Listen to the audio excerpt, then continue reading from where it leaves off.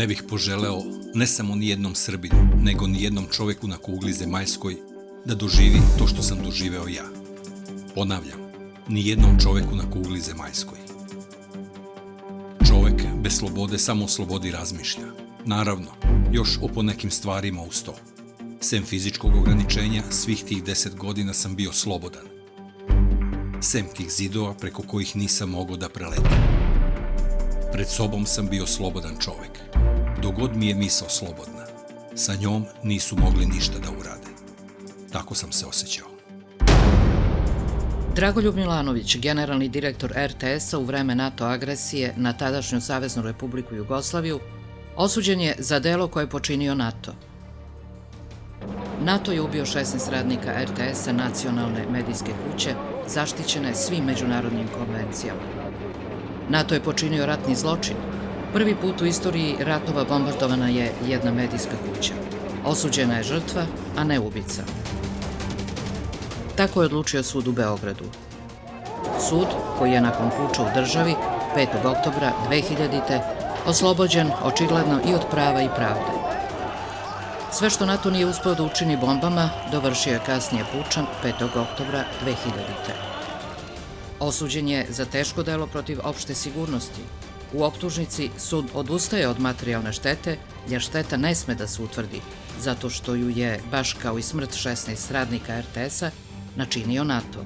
U obrazloženju presude sudija između ostalo kaže: znate, gospodine Milanoviću, da ste preselili radnike na bezbednije mesto, u Košutnjak, pa da je tamo poginulo i 300 ljudi. Vi ne biste snosili odgovornost. Ako je postojalo herojsko raspoloženje radnika da sebe izlažu opasnosti, kako ste isticali, vi kao generalni direktor morali ste da sprečite tu neprimerenu hrabrost i ljude preselite na bezbedno mesto. Koje je to u ratu bezbedno mesto? Nije li trogodišnja Milica Rakić poginula u svojoj kući na Noši? Sanja Milenković na mostu u Varvarinu? Dvogodišnji Marko Simić u tatinom naručju? 11-mesečna Bojana Tošović u naručju oca Božina u Merdaru kod Kuršumlije na stepeništu porodične kuće?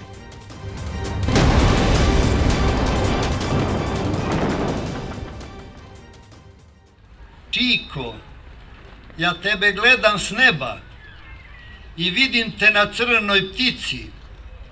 Ja sam onaj mamin cvet, beba, koju si ubrao u batajnici.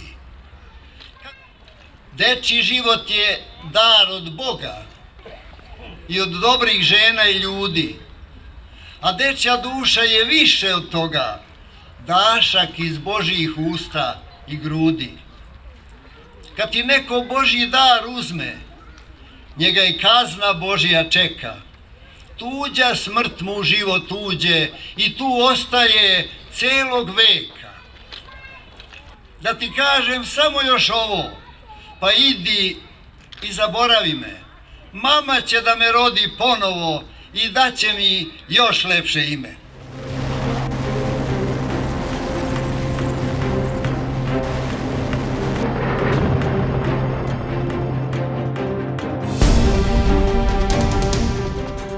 Na ovom spomeniku pod imenom Zašto piše samo da su zaposleni u RTS-u stradali u bombardovanju ove medijske kuće, ali nema da je to bilo NATO bombardovanje.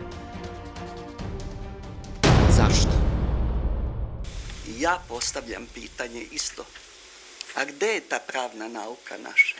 Šta smo mi radili? Šta sam ja konkretno radila 40 godina i kako je moguće da pored tolikih pravnih fakulteta u ovoj zemlji dolazi do tako teških zloupotreba pravne nauke?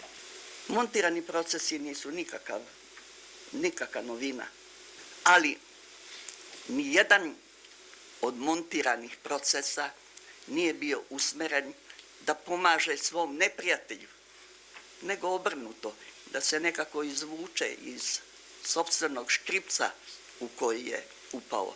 Danas prisustvujemo tom paradoksu, u nizu paradoksa, da i sami pripomažemo najfatalnijoj osudi cele Srbije, pokušaju da se ona izbaci iz tog istorijskog koloseka i baci na tračnice trećeg sveta ili još mnogo gore. Momir Bulatović, predsjednik Savezne vlade u vreme NATO agresije, kaže: Veoma mi je žao što sud nije prihvatio moju želju i obavezu da se pojavim kao svjedok u sudskom procesu protiv Dragoljuba Milanovića. Ja bih tada sigurno mogao da kažem ono što bi ga oslobodilo bilo kakve odgovornosti. U to vrijeme on je morao da postupa po zakonima koji su važili u ratnim uslovima i prilikama. Njegov prvi, osnovni i jedini zadatak jeste bio da širi medijsku istinu o zločinačkom NATO bombardovanju. Činjenica da je taj cilj gađan sama po sebi predstavlja ratni zločin, nažalost nekažnjen, a posebno nekažnjen jer je zbog toga osuđen nepravedno na dugogodišnju kaznu i direktor Milanović. Da je postupio bilo kako drugačije, on bi bio od svoje države osuđen jer je morao da emituje program.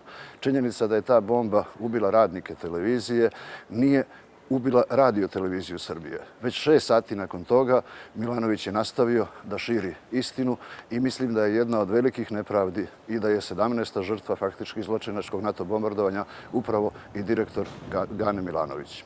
Pravni slučaj, ljudski slučaj Dragoljuba Milanovića, verujem da će ući u istoriju prava kao jedan apsurd koji pokazuje da je i danas politička volja i politička moć iznad svakoga prava i pravde.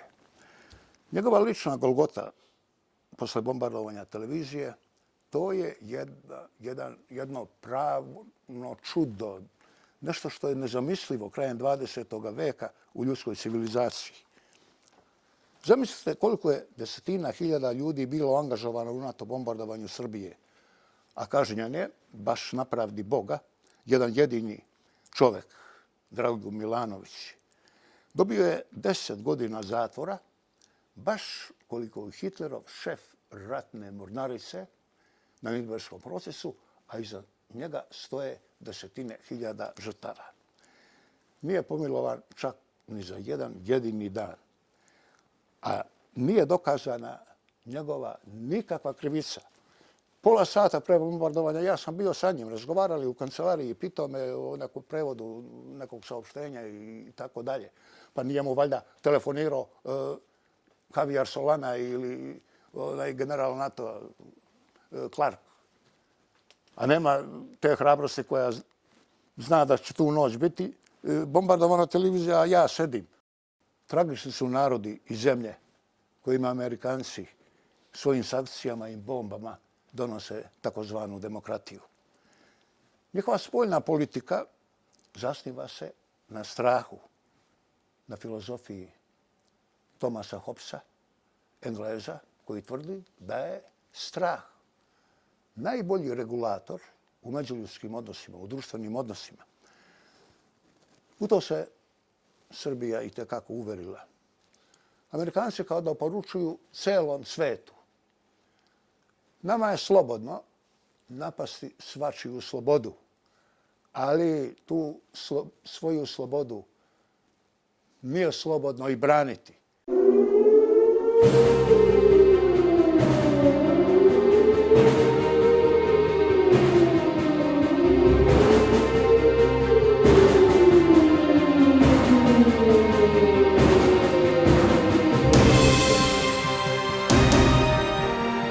Poštovani gledalci, upravo smo dobili vest našeg reportera iz Prištine da su neprijateljski avioni agresorskih NATO snaga oko 20 časova izvršili raketne napade na teritoriju Kosova i Metohije. Kao što ste čuli, poštovani gledalci, i za Beograd je pre nekoliko minuta dat znak za vazdušnu opasnost.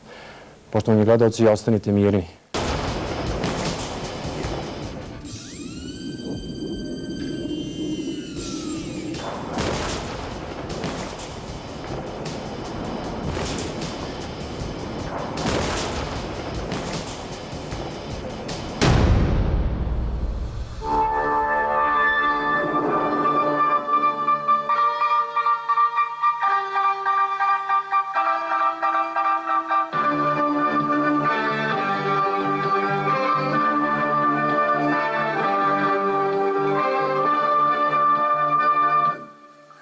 Poštovani gledalci, dobro večer. Neprijateljski avioni agresorskih NATO snaga oko 20 časova izvršili su prve raketne napade na našu zemlju. Avijacija NATO je večeras u prvom talasu agresije na našu zemlju gađala ciljeve u Prištini, Kuršumliji, Užicu, Danilovgradu, Novom Sadu, Pančevu i Podgorici, nezvanično saznatanju od vojnih vlasti. Prilikom napada korišteni su vazdušni prostori Hrvatske, Mađarske i Albanije, obaveštavaju vojne vlasti.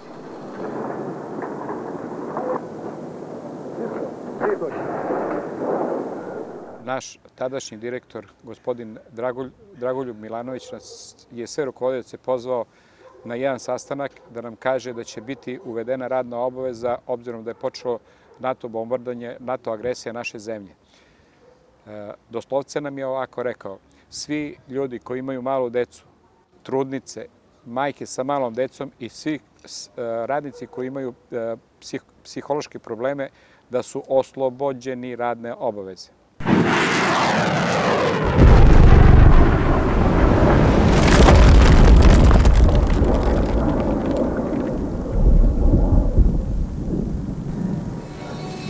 Γράφτηκε στην Ουάσιγκτον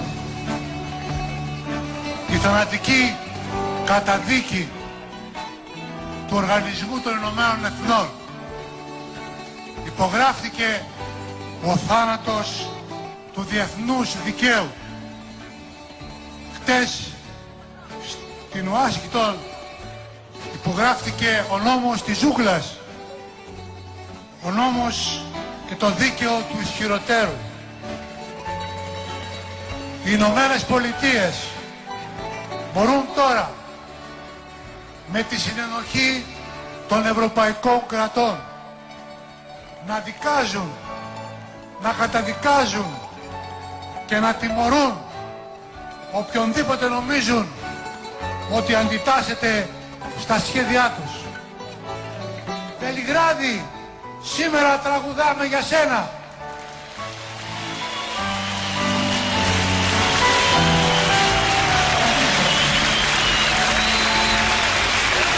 Ας τραγουδήσουμε όλοι δυνατά για να μας ακούσουν. Είμαστε στο πλευρό σας. Κουράγιο. Το δίκαιο είναι μαζί σας και το δίκαιο στο τέλος πάντα θριαμβεύει.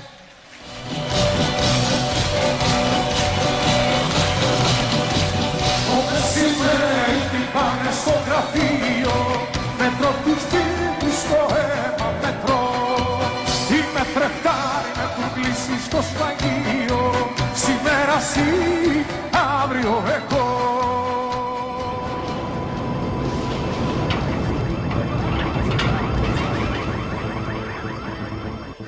Agresija NATO zlikovaca na našu zemlju predstavlja i više od genocida, više od zločina protiv čovečnosti. Zato što je ubica Clinton prvo prisilio sve da u Ujedinjenim nacijama glasaju za embargo na isporuku oružja našoj zemlji, zatim je organizovao i naoružao teroriste u utrobi naše zemlje i na kraju, kada mu i to nije bilo dovoljno, krenuo je sam sa čitavom svojom monstruoznom ubilačkom armadom na našu zemlju. Zlikovac pomračenog uma pokrenuo je protiv naše zemlje najmoćnije i najubitačnije naoružanje, najsavremenije vojne potencijale ikada do sada upotrebljene protiv naše zemlje, kojoj je zabranjeno da kupuje bilo kakvo oružje.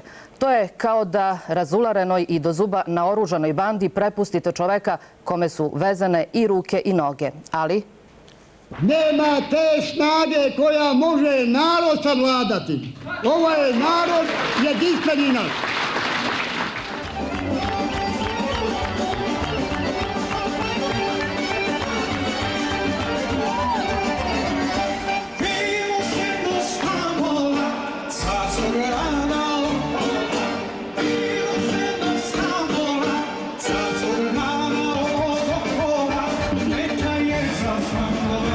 Mi se ne bojimo, tu smo.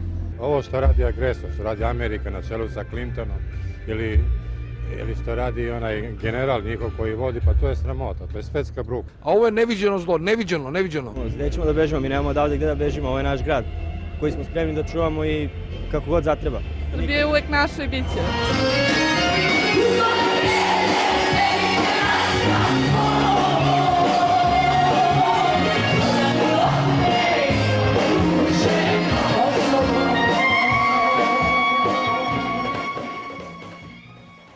čim u meni ožive ti mučni prizori, nepodnošljive scene,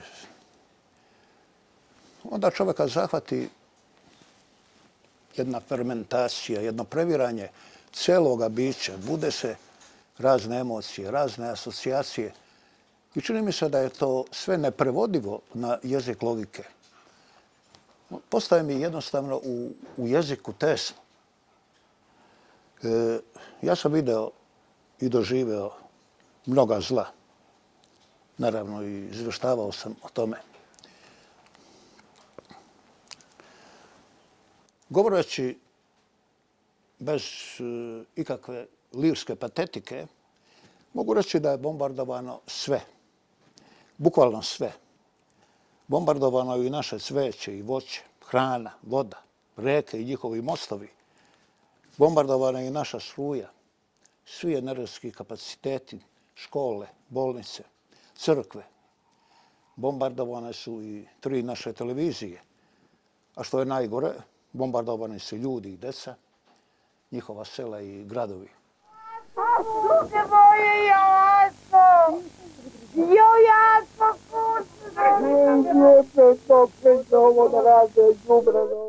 Bačeno je, pored ostalog, preko 20 tona osiromašenog uranijuma. Dakle, na neki način je bombardovana i naša budućnost. Bombardovana je čak i naša istina. A sve su prekrile NATO laži i manipulacije. Taj NATO-američki zločin nazvali su humanitarna intervencija milosrdni anđeo. Kakav je samo to cinizam. A to je u stvari bila jedna vrsta genocidnosti. Tu nije nikakvo pretjerivanje u pitanju. Na kraju krajeva bombardovan je i onaj nužni humanizam koji se u svetu sve ređe pominje. Bombardovani su pravo i pravda. Bombardovani su svi međunarodni pravni principi. Na kraju krajeva Amerika, NATO, Evropa bombardovali su i sami sebe. To što su učinili Srbiji, vremenom će biti sve veća opomena celome svetu. Nepoverenje u te sile sve više raste, a svetom se širi strah, pa čak i mržnja prema njima.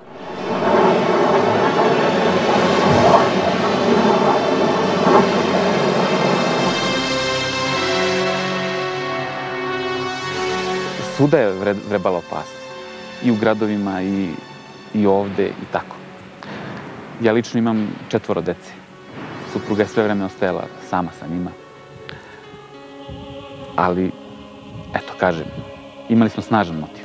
Upornošću mladih momaka smo uspeli da saniramo i da za vrlo kratko vreme osposobimo jedan deo objekta za ponovan rat. To je trajalo vrlo kratko, pošto su nas već sutradan ponovo gađali i ponovo sve ono što smo mi uradili, oni su porušili. Žao java i ona plače za njime. A ona plače.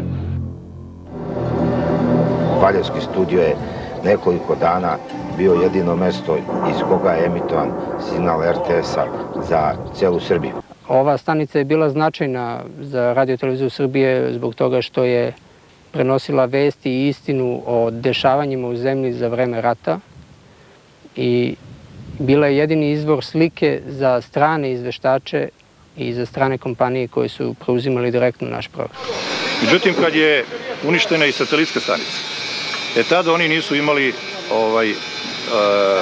jedno saznanje da mi možemo ponovo da proradimo takođe analogno. Oni su očekivali da ćemo proraditi digitalno i da ćemo time imati jednu veću pauzu u emitovanju programa. Međutim, mi smo ponovo proradili analogno preko satelita, tako da su oni na kraju morali da ugase satelite. Mi smo se istinom borili protiv njihovih laži, jer su oni svaku civilnu žrtvu i ubijanje civila nazivali kolateralnom štetom.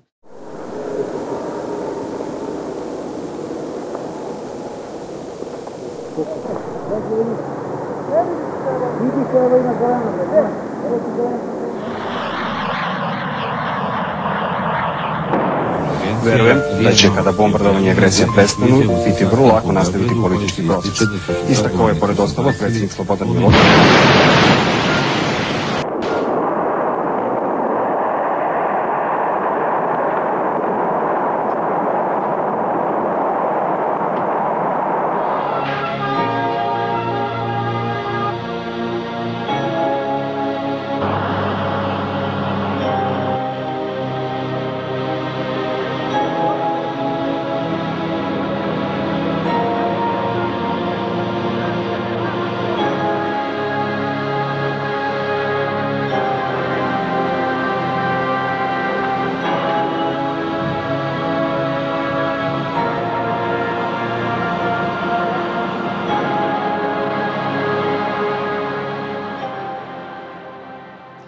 Pošto sam tada bio dežurni urednik i nekim čudom izašao, da kažem, ne povređen. Neću govoriti o bombardovanju svoje duše, koja na neki način i danas traje. Mi smo dobijali razna zvanična uveravanja iz Brisela da medijske kuće neće biti bombardovane. Tako da su mnogi noći provodili oni zaposleni u administraciji jer su smatrali da je to najsigurnije mjesto. Ali bila je to NATO istina.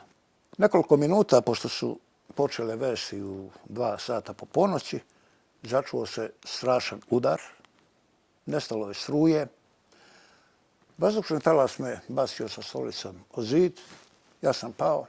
Pala su još 2 kolega koji su bili sa mnom. I prvo što sam sebi zapovedio na neki način bilo je ne padaj u paniku, sačuvaj prisebnost. Došlo je svetlo iz akumulatora, ljudi su vrištali, bežali, ulaz u zgradu je goreo. Neko se setio da kroz podrube ima neki izlaz, pa smo tuda krenuli. Bilo je tu i građevinskog materijala, šipke za armaturu, pa smo se saplitali i padali. A kada sam izašao, video sam jedan primjer, prizor, ne znam u koji krug pakla bi ga Dante smestio. Plač, jauci, dozivanja, sirene hitne pomoći, protivpožarne, sirene milicije, vojske, uspaničeni građani koji su brzo dotrčali i ponudili pomoć. I posle svega, niko od mene, niko od mojih kolega, nije prestajala, nije ubijena, nije bombardovana volja za radom. U nama se probudila, čini mi se, jedna dodatna energija, jedan dodatni entuzijazam da radimo što objektivnije, što ubedljivije, što profesionalnije, što ljudskije. Nama nije bila potrebna propaganda. Jer svet je znao, mogao je da sazna upravo zahvaljujući našoj televiziji šta se dešava i kako izgleda ta NATO humanitarna intervencija. Možda su nas zato, u stvari pre svega zato su nas bombardovali, a morali su onda naći krivca zašto su to uradili. Krivac je morala biti televizija i njen generalni direktor Dragoljub Milanović. To je jedan apsurd nad apsurdima. Neposredno po zločinačkom raketiranju zgrade naše nacionalne televizije, Bill Clinton se susreo sa novinarima. Tom prilikom Wolf Blitzer, izveštač CNN-a, zapitao je američkog predsjednika zašto je autorizovao bombardovanje RTS-a, odnosno šta mu je prolazilo kroz glavu kada je u suštini autorizovao ubijanje tamo zaposlenih ljudi. Suočen sa direktnim i neprijatnim pitanjem, Clinton je odgovorio: naši vojni lideri u NATO-u veruju na osnovu onoga što smo videli i što su nam drugi rekli da je Srpska TV ključni instrument komandovanja i kontrole jugoslovenskog rukovodstva. Preko te televizije Srbi šire mržnju i dezinformacije. Kako je pitanje konkretne odgovornosti u ovoj, ali i drugim prilikama i dalje intrigiralo radoznale novinare, američki predsjednik nastojao je da pojasni svoju ulogu, rekavši: ja sam se složio sa njihovom odlukom i mislim da sam dobro uradio.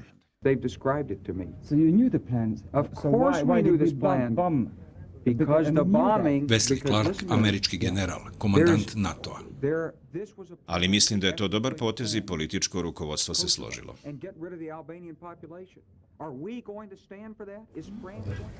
Tony Blair, britanski premijer. Jedan od razloga napada na radioteleviziju Srbije su snimci jugoslovenske televizije koji su pokazivali ljudsku cenu grešaka NATO-a, koje su preuzimali i emitovali zapadni mediji, čime su podrivali podršku u ratu u javnosti, pa čak i vojnika alijanse.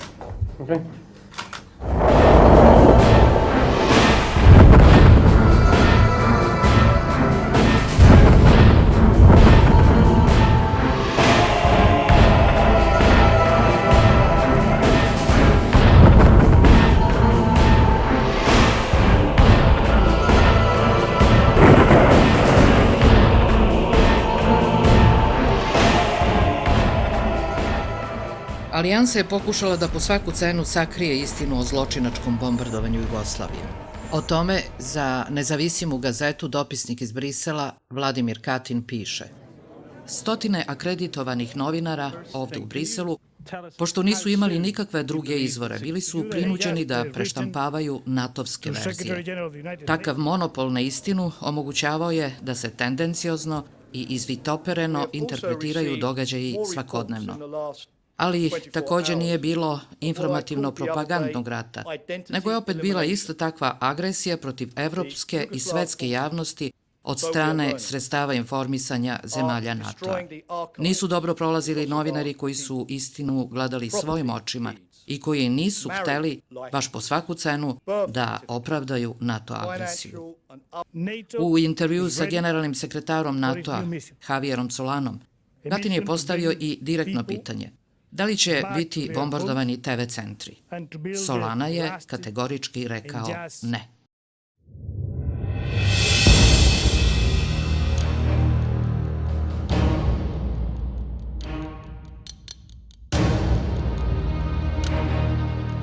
Rušenje ovakvog objekta ne znači ništa sa stanovišta prekida emitovanja programa. Naravno, prekid mora biti u roku od nekoliko sati, ali da se emitovanje programa uvek može nastaviti iz nekog drugog objekta. Sa stanovišta funkcije televizije je teško naći. Ono u stvari ne postoji.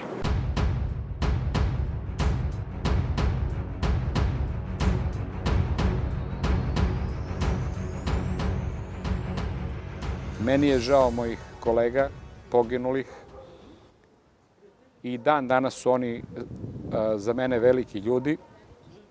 Oni i dan danas žive u našim srcima, u našim sećanjima, jer ljudi kao ljudi kad daju svoj život za nešto veliko kao što je sloboda, nikada ne umiru. Когда страна находится под агрессией, все, что делают люди, свободные люди, это их свободный выбор, возможно, даже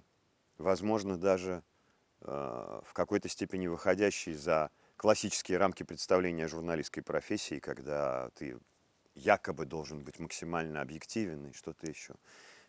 Каждый человек, попадающий под агрессию, под оккупацию, попытку оккупации своей страны, должен делать осознанный выбор. Либо он воюет теми средствами, которые ему предоставлены, либо, прости, он предатель. Сегодня в мире войны ведутся не только с помощью оружия, но и в первую очередь с помощью информации.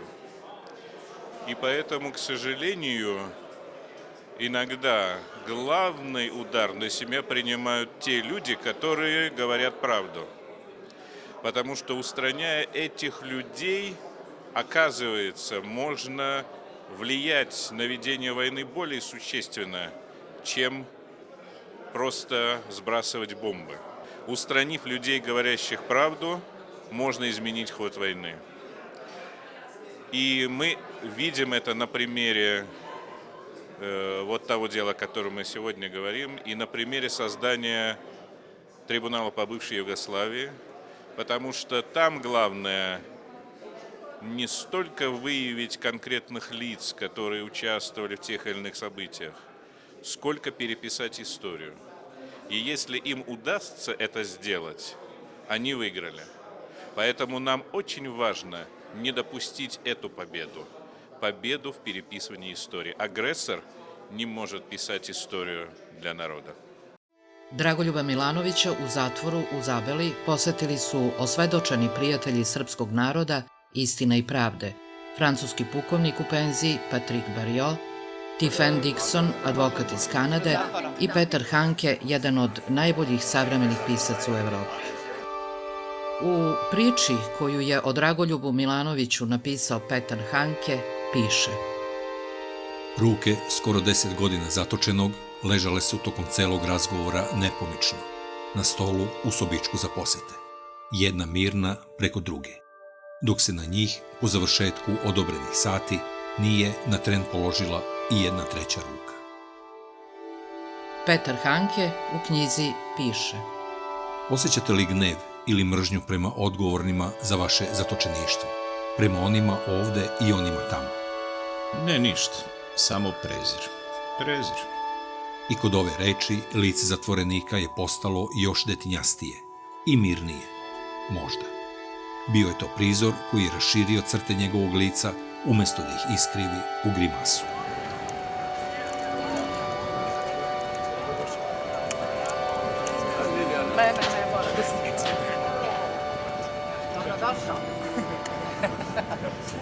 Mein erster Eindruck war, das ist ein stiller, schöner, nachdenklicher Mensch, Dragoljub Milanović. Aber im Gefängnis werden vielleicht viele nachdenklich. Man weiß es nie. Franz Kafka hat gesagt einmal, alle Angeklagten sind schön. Und so vielleicht war auch ich, ja. Und ich habe aber die zerstörte Fernsehen von serbische Fernsehen besucht und ich habe die Geschichte gekannt. Und ich habe mich gefragt, warum kommt man als Mann, wo keine Schuld ist, für 10 Jahre ins Gefängnis. Und das verstehe ich bis heute nicht. Ich habe nicht verstanden, wie kann ein serbischer Richter so ein Unrecht begehen. Ta sramna i neljudska presuda nije samo moja lična i porodična drama i tragedija. Ona ima jednu širu i težu dimenziju. To je šamar, ispljuvak na svetlo lice Srbije. Ja se iskreno nadam da će jednog dana neki Srbi, neki novi Srbi znati i moći da tu bljuvotinu sa svog obraza obrišu.